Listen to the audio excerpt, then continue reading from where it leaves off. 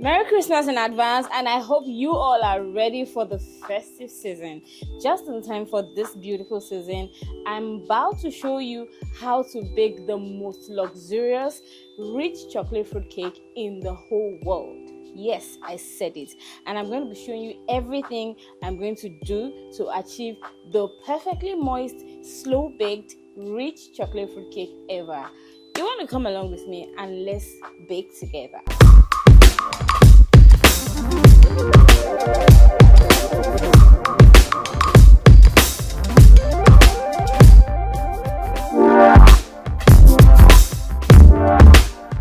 The first thing I'm going to be doing is I'm going to be combining the self-raising flour, which is basically a combination of the all-purpose flour with some baking powder and some all-purpose salt. I'll be combining it together with the cocoa powder to kickstart the chocolate base of the cake. So I'll just give this a very quick whisk, and then I'll set this aside for use very shortly. So I'm going to be getting my saucepan like this, right? And then I will be preparing the chocolate fruitcake base right now. So the first thing that's going to be going in is going to be the mixed combination of this entire mixed fruit. This is a combination of cranberries, raisins, cherries, and rich mixed fruits all together. Next thing I'll be combining with it, I would add the dark chocolate, add the sugar, the granulated sugar. Alright. So basically you don't need to worry about the quantity in the saucepan, because once it gets into the heat, it's actually going to melt out and reduce in volume. So I'm going to add that, and then I'll go on to add 1 tablespoon of browning to enhance the chocolate color. Alright, so that goes into it as well. Alright,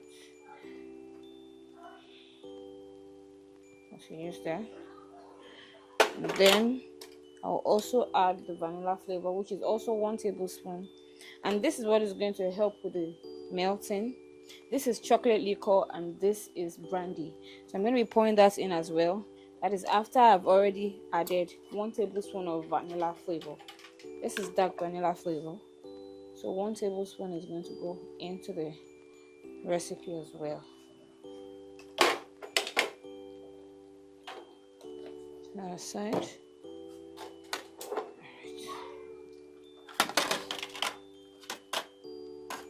And I'm going to be adding the chocolate liquor as well as the brandy to it. So, and then I'm going to be transferring this to the heat and allowing it to melt over low heat, stirring it, see, medium to low heat, just as seen here. So this is going to melt pretty much soon using your wooden stick, you know, to help it to melt.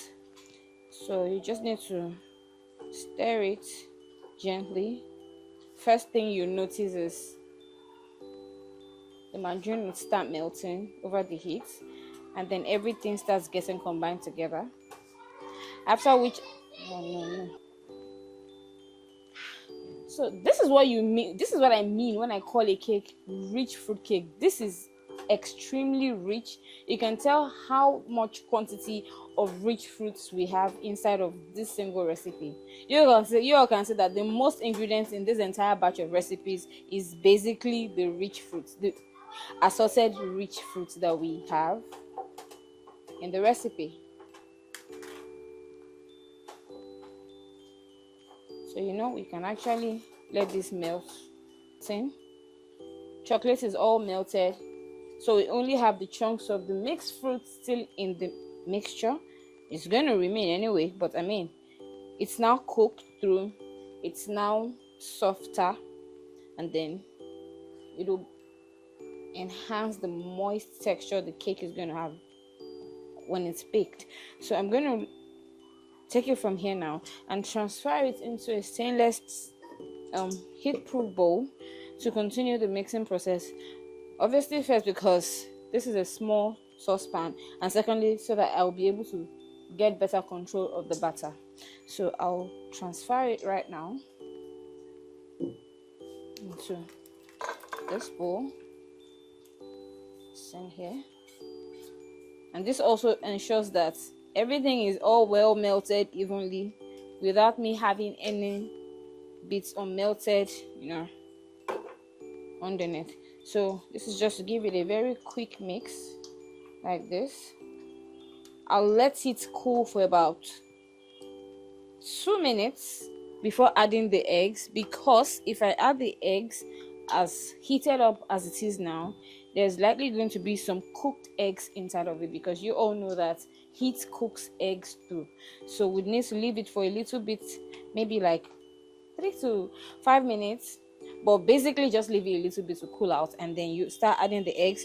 After adding the eggs, you add the dry ingredients, after which you fold. This combination is one of the secrets that would give this cake an irresistible taste. It basically comprises of some chocolate liquor, some nuts. In this recipe, in this particular video, I'm using some hazelnuts, some cashew nuts, some coconut, unsweetened coconut flakes, as well as some almonds. Yes, so I just simply process all this together with some chocolate chips. Okay, I would be mentioning all the measurements in the description. So I just simply added some chocolate liquor, like I stated earlier, to aid the blending process, and I blended this using my food processor. And you're supposed to have this roughly coarse texture of the combination. This is going into the batter last. Okay, so at the end of the day, you have a perfect crunch from the fruits and the nuts that are not so chunky, but just basically blending all through the cake recipe here. I think it's cooled to some extent, so I'll just start adding the eggs. We have in here 6 eggs, so I'll just be adding one at a time up until everything is all combined. So that's it here.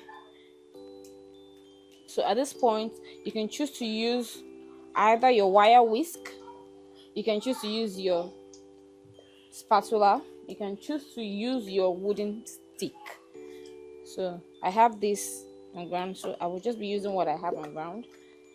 What you're trying to achieve right now is to incorporate all the remaining ingredients into the recipe.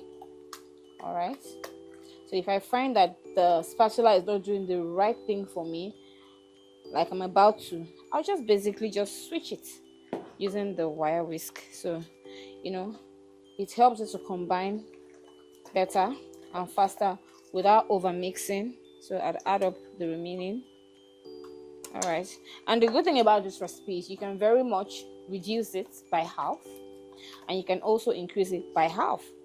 But tell you what, is an extremely expensive recipe considering the quantity and the quality of ingredients used in this particular recipe. You all want to think it very through before you offer this to your clients, because it has to be very well paid for.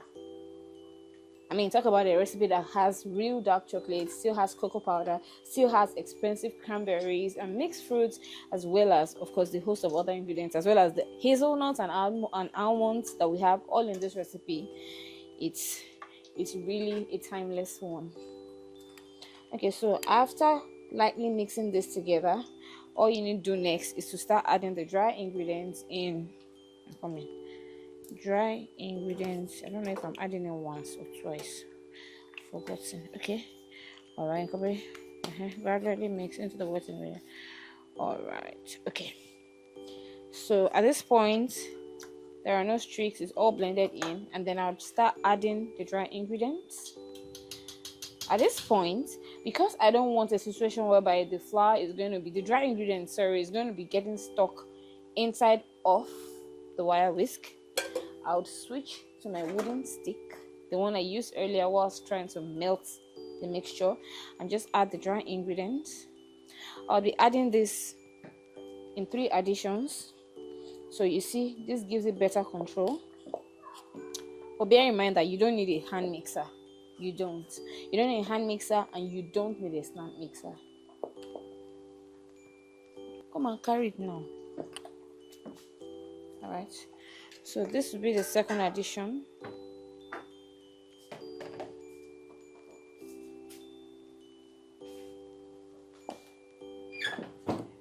The batter is going to give you not an overly runny recipe, thick but slightly runny, with a perfect consistency that would give you exactly what you want. You all can already tell from the result that we already are coming up with that this cake is going to be absolutely indulgent. It has a rich dark color, and then because of the presence of the brandy and the chocolate liqueur, is going to have the perfect alcohol blend you need for your typical rich fruits cake. And then it's going to now have the typical mixed fruits that, of course, what's a rich fruit cake without combination of assorted rich fruit mix? So that's the final addition. So I will do this just very briefly and finish up with a spatula to make sure that I clean out the sides properly and to make sure that I don't have any dry lumps inside of the batter. So you see that? That's what we have now. And bear in mind that to bake this cake, like I said earlier, you are going to use a slow bake method. So the total baking time for this recipe is approximately 3 hours. Yes, you heard me. You all don't want to rush through the baking process, so that you know the right amount of temperature it needs to slowly bake it from the bottom all the way to the top, to ensure that you don't lose the moisture, to ensure that you don't lose the texture that you want it to have, would not be compromised. Okay, and you are going to bake it on the mark of the 160 degrees centigrade, because you cannot use the typical 180 degrees because it's going to be a bit too high for the cake structure. Okay, so you're going to use 160 degrees centigrade temperature, oven temperature, till you're baked through with the cake for approximately 3 hours. I personally bake mine for 3 hours. That's why I told you that before you take an order for this cake, you need to factor the amount of gas, the amount of electricity you're going to be expending baking this for your client. All right, so it is an outright luxury cake, but it's actually worth every time and every ingredient invested into it. So we're almost done now. So I will be finishing this off with the spatula to get rid of every dry part, so that it can be all well thoroughly blended in. So at this point, we're basically done. I would be using 7 inches. Am I using 7 inches?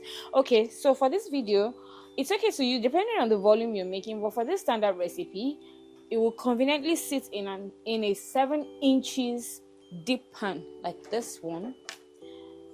I'm very intentionally not using the flat pans, because I told you that you have to have it all chunky and then it has to bake through very slowly from the bottom up. So you need a pan.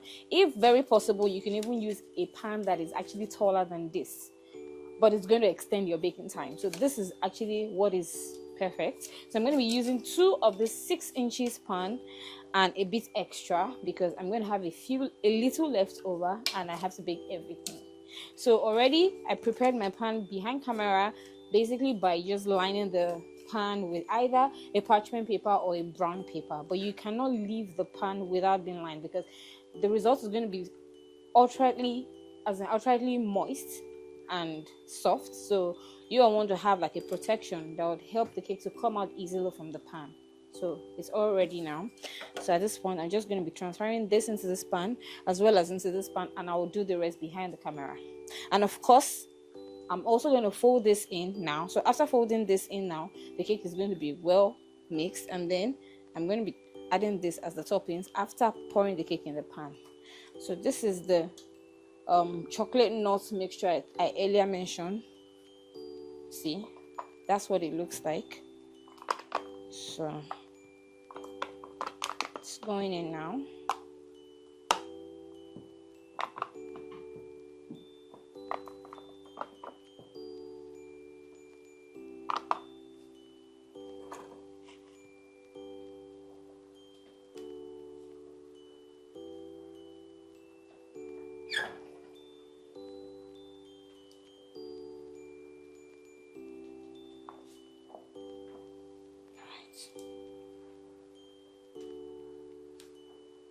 And just like that, the cake batter is very well blended in and mixed and ready. You can still see some bits of nuts scattered all through the batter, right? and this is exactly what it should look like. Just like this. All right, so I'll go on to pour this into the prepared pan like I said earlier. Okay,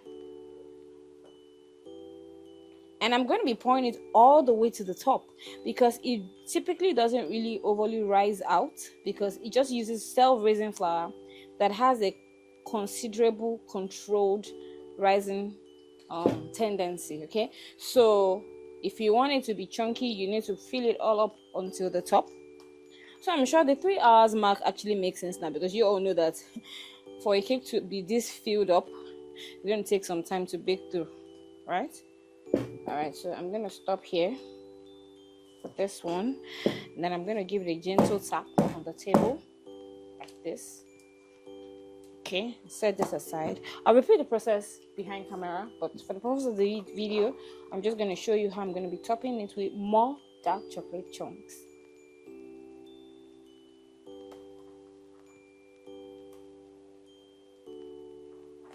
I think at this point, considering if you've been watching from the beginning, I should be able to ask you all, after this cake is done and you want to sell this out to your clients, tell me how much you can sell this, and also let me know how much you can actually buy this recipe. I mean the finished product. So this is set to go into the oven right now. The oven is already on, so I will be putting that in the oven, and then we'll be back in 3 hours when the cake is ready. Stay with me. All right.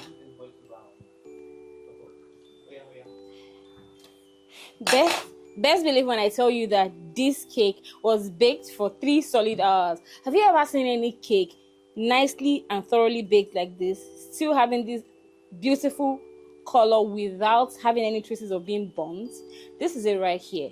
This cake is amazingly delicious. Let's try it out together. Now first take a look at how it looks rich, and you know, it looks really good. I think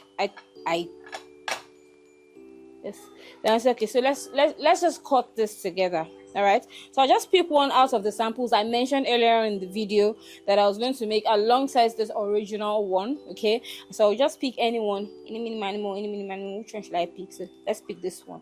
So we'll cut this together because I want to show you all what it looks like on the inside to see how, you know, you all will be able to be the judge by yourself, right? So shall we? So cut.